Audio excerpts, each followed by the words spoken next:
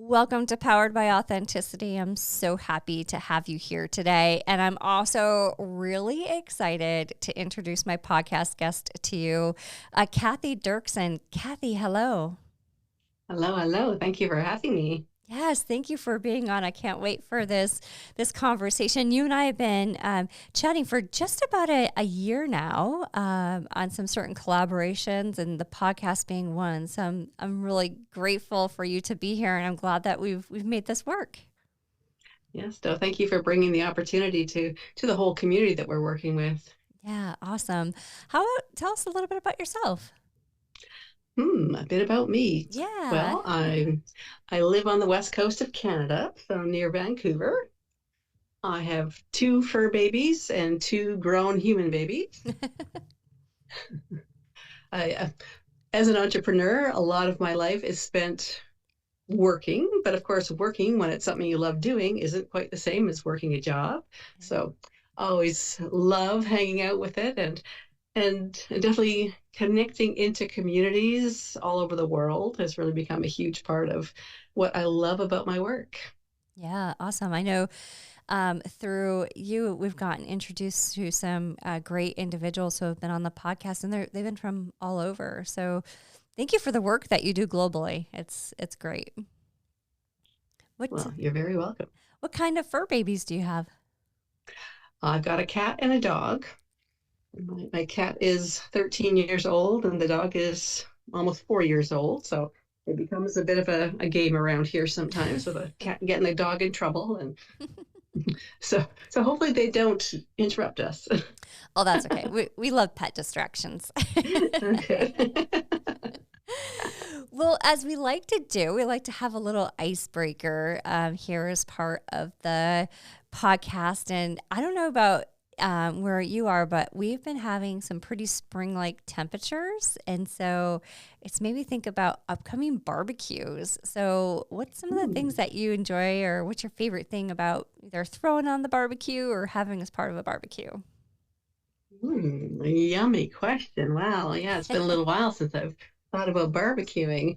I would say for me, things from the ocean. So shrimp and salmon. I can say those are my two favorites. Oh, those are awesome. Has it been warm in the western part of Canada? Well, actually, we're actually cooler than normal. We're actually still kind of just up and down around freezing. But of course, the vegetation doesn't realize that it's cold still. So our crocuses are up and our daffodils are almost out, and the cherry blossoms, I see them starting to swell up there, ready to pop. So Oh, wow. it's a strange combination. Yeah. Yeah. Hey, producer Ken, how's it going tonight? Hello, hello. Pretty good. What about you? Barbecue. I can't go wrong with a steak. Mm. Just thinking of a ribeye on the grill. That's my go-to. Marinated or barbecue sauce? Usually a marinade of some kind. A little Worcestershire, garlic, salt, pepper. That's really all you need. Right. All right. I'm going to go with lobster. I Ooh, love when Hubsters throws a lobster tail in the barbecue. that does sound yummy. Yeah, it sounds good. All right. Well, Cathy, I've gotten to know you through your work with Inspired Tenacity, and I know the mission behind it. But I would love for you to share about your organization and just the work that you're doing through Inspired Tenacity. Sure, yes. And yeah, I left my corporate world about 3 years ago, and with my mission was really to help to really do something that had a true impact on women's lives, to really help them create a life they were inspired and excited to be living. And when I first set out on this mission a few years ago, I really wasn't sure what that was going to look like. So I've really been listening to my intuition and really developing it as I went along. And about 2 years ago was when I really started narrowing down on what really felt like what my gifts were to bring. And a big part of that has been looking at and especially midlife women. And to me, midlife could really be anything from 35 to 75. Mhm. Kind of when we hit those times in our life when we just start feeling like, what's next? Is this it? What else? Like, what am I here to do? What's my thing that I'm here to bring to the world? And I find so many of us do hit that point. And I find, especially with women that are, tend to be, say, in their 50s or 60s, that it becomes an even bigger challenge and question because we're getting to a time when kind of our traditional model of what our life is supposed to look like was that we're supposed to go into retirement, which kind of looks like we disappear into the background and just kind Yeah. of get quiet and disappear. And I don't think women these days are into that old model of retirement anymore, or even that model of what our those years should look like. And in my mind, our 50s, 60s, and even into our 70s, possibly our 80s, really should be a time for us to be really sinking our teeth into what excites and inspires us as individuals. And so that's really been the big focus of what I'm doing is to really help women find that and step into it. So not just see it, but really go there. And over the last few years, I've been involved in participating in anthology projects and multi-author books. To date, I have been in 14 published books. Amazing. And many of them, were other people's projects that I was participating in. And I guess since 2019 is when I started doing them.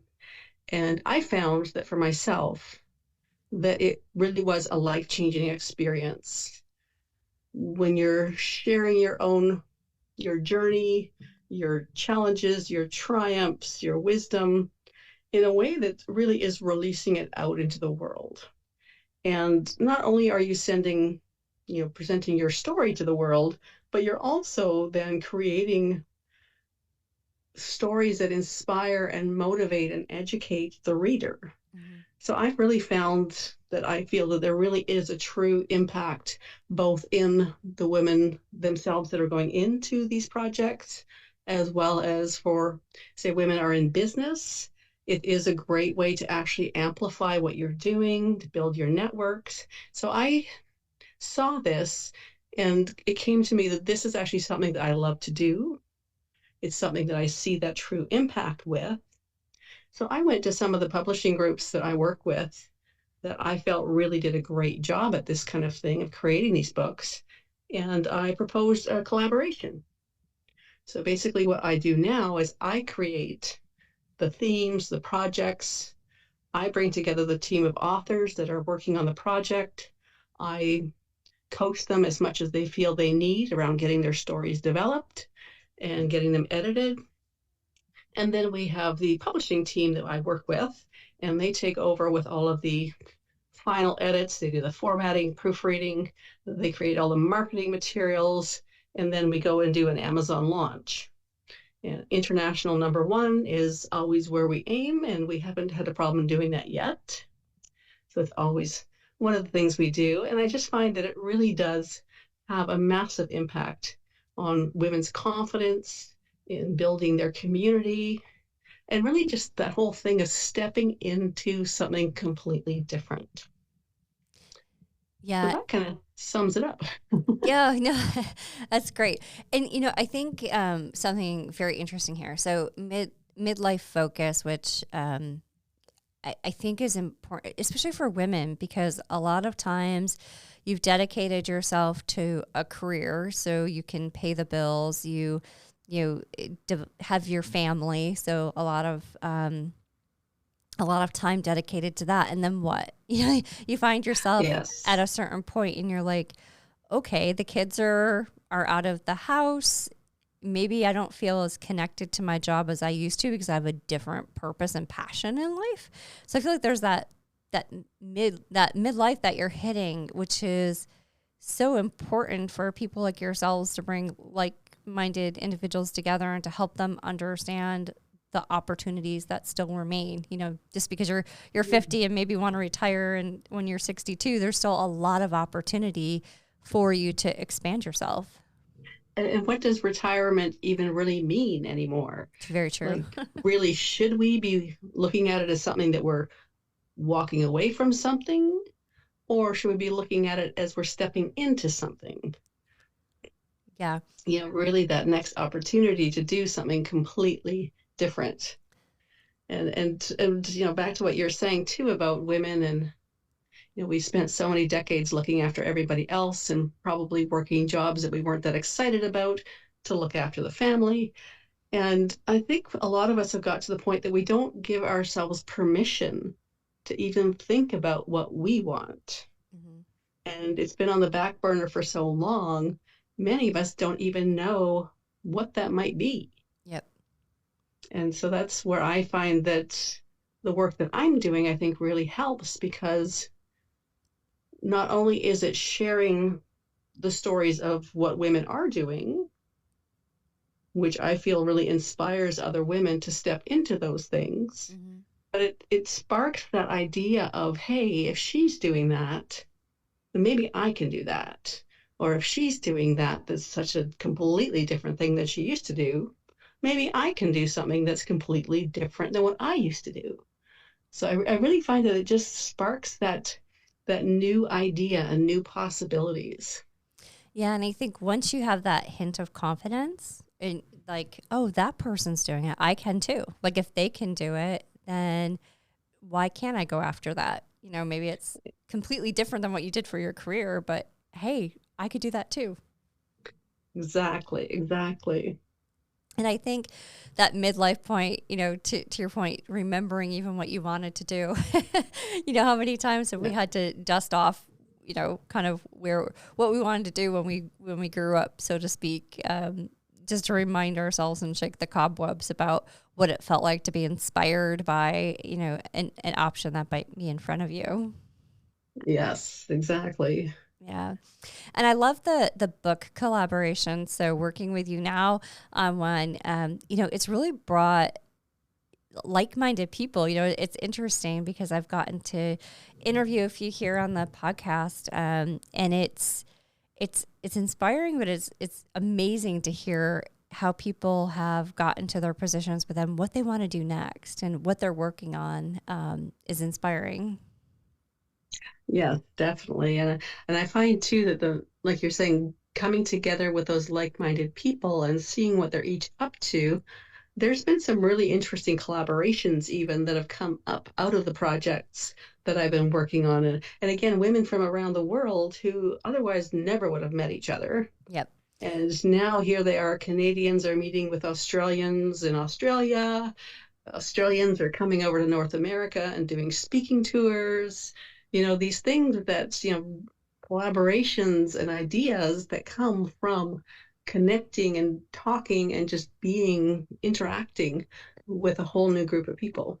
Yeah, absolutely. And it's interesting to see those relationships and, the next steps. I know in talking with Victoria Vujanovic, who's part of our group and the work that she's doing under her doctorate program, just getting to know, like, after 50, like, how do you reinvent work? And I just found it so fascinating. And I would have no idea that she was working on that had I not been introduced to it. Exactly. Yeah. Well, that is so amazing. One thing that I think women also need support on, especially when they're starting to look at pivoting and potential, other areas that they can grow to and to get inspired, are opportunities to network. And so inherently you're doing that through your business plan and model. But how important outside of this has networking been to you in your career, either your current career or maybe more of corporate? How important of a role has networking played?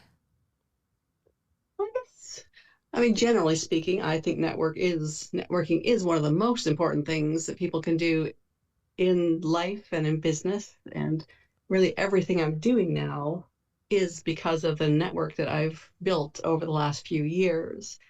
And, back in my corporate days, one of my previous jobs, I worked in financial planning. So of course, in that industry, it's very important as well, both in different industry partners that you're working with, as well as looking for new clients as well. So it was really important in those groups. And actually, some of the people that I was connected with back then, I still am in contact with now, even though, our whole role is completely different. So we're not sticking together because of that business connection. We're sticking together because, we found value in the relationship. Yeah. Yeah. It's amazing. It can be daunting though when you hear the word networking though. Sometimes it's like, oh my gosh, what does that mean? Yes, yes. So how do you go about finding like-minded people, and find those networking opportunities? Yeah, it's interesting. For me, it's actually one of my superpowers, I suppose I would Nice. say, that part of my inner core is around connecting and bringing people together. That's one of the things that I do really like naturally, and I think that's one of the things that really drew me to the idea that of doing these book projects in the first place, is because that's one of the things that I actually do most easily. Is I'm just very comfortable in reaching out to completely new people and starting conversations and reaching out into new networks that I just stumble upon and step into and say, hey, I'd like to hear more about what you're up to. And it's interesting too, because I would say that I'm actually a lot of an introvert. Mm-hmm. So it's actually much easier for me to do networking in our new world on Zoom, Yep. where that I'm not in that overwhelmed physically around hundreds of people at the same time, but I've got my comfort zone buffer, but I'm able to communicate with people, again, all over the world at any time. It's a completely normal day for me. In the morning, I'll have meetings with people in Europe and the UK, and in the afternoon, it'll be people in Australia, and the middle of the day could be, everywhere in the middle. Yeah. And that's just become a normal day. Yeah, and it is interesting to see how being able to be remote in these conversations, it's opened up so many opportunities to go meet people, because it doesn't mean incurring cost associated with traveling and meeting somebody face to face. So, this post-pandemic world that we're living in is truly unique when it comes to being able to go find those individuals who would be great, pieces of your network. Yes, and actually, I would say that I see that as the one benefit that COVID actually brought, that it forced us all online. Yep. Yep. And so now it really did open the whole world up to all of us just so easily. Yeah, and look at LinkedIn. Like, LinkedIn is such a great resource for finding networking opportunities. You can find, I liken sometimes to say, just go find somebody who's in your career that you would love to model after, and just drop them a note on LinkedIn. Yeah. See if they Well, respond. exactly. And that's the thing too, like to remember that everyone is just human. And even if it's someone that you look up to and you think, oh, well, she's so high up or important, she won't want to talk to me. Chances are she does want to talk to you and Yeah. would be honored to have you approach her and say, hey, I'd like to ask you about this project you're doing, or this paper you did, or, I see you spoke at this conference, or, most people are honored to Yeah. have people say, hey, I'd like to have a few minutes of your time. Yeah. It feels good from both perspectives. It feels good to the person that's being reached out to, that, wow, somebody, felt that connection to me. And, when they respond, yes, you get such a thrill from the person actually responding, and you get to have that conversation with them that you want to. So it's great. It's a two-way communication and positive experience. Oh, definitely. Yeah. So, I liken some of those to also mini mentoring sessions, some of those reaching out to people. Tell me a little bit about maybe how mentoring has played a part in your growth, either through, Inspired Tenacity or any a part about the growth for you personally or professionally through the use of mentoring. would say the most impactful mentorship relationships I've had are with women that I've met while I've been on this entrepreneurial journey. Mm-hmm. And so they haven't been like official mentoring roles, but just women that I see have more experience than I had who are willing to share. And, so many women are so generous in sharing what they've learned, how they do things. When I first came into doing this work, I had no idea about, how to run a business, how to do all these different social media things, how to do different video recordings, and so many things that we have to learn really fast when we jump into being an entrepreneur. And I was able to find a few women along the way who were, like I said, very generous in taking the time and sharing, and just whatever questions I had, they were available to answer. And that's the other side of it too, that, if you do have a question and you think somebody would be able to help you, you know, I would feel safe to just go ask them. Yep. Yep. Absolutely. You don't know unless you ask, right? And they're gonna Yes. be able to respond. Exactly. Going back to one of the first parts in the intro, you mentioned following your gut instinct with your entrepreneurial career. I love that. I feel like as women, we don't listen to that gut instinct enough, but 9 times out of 10, it's right. Oh, yes. Yeah. Would you? And Yeah. yeah, no, I have definitely learned to listen to it over the last few years. And I would say it's probably been now for me, I would say just over 10 years where I've really learned to listen to it and trust it. Mm-hmm. And now I think I've got it down to almost a fine art of understanding, okay, what's me just being scared or jumping to conclusions, and what's actually my intuition kind of guiding me in the right direction. And I've definitely gotten much better at just stepping back and letting that feeling kind of guide me. And, again, if you'd asked me 5 years ago if I was going to be in the publishing world, I would have laughed at you. There was nothing in my life that would have indicated that. There was no previous training. There was no, until 2019, when I started getting into books, none of those things were on my list. My original career was in medical genetics. Okay. So nothing to do with books.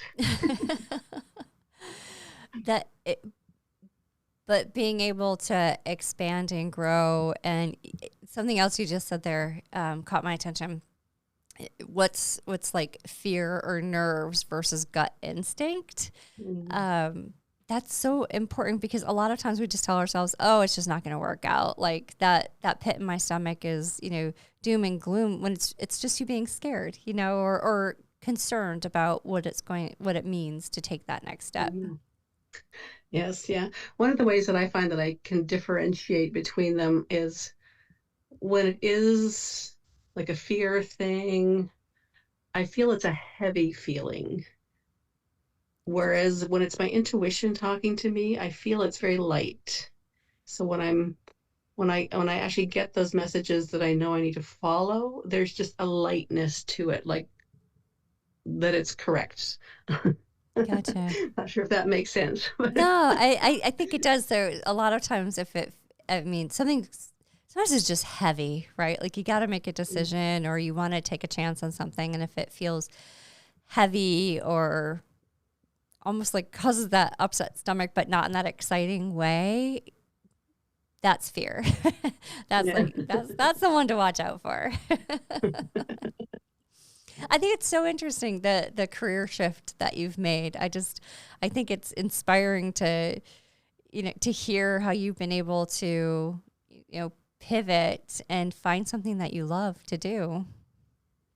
Yes. And this was my second big shift. So like I said, my original career was in medical genetics, and I did that for 25 years. And it was at a time in my life when I was going through divorce, and I was, really really figuring out what I was supposed to do next. And from there, I chose to go into financial planning because I knew I wanted to do something that was more one-on-one with people.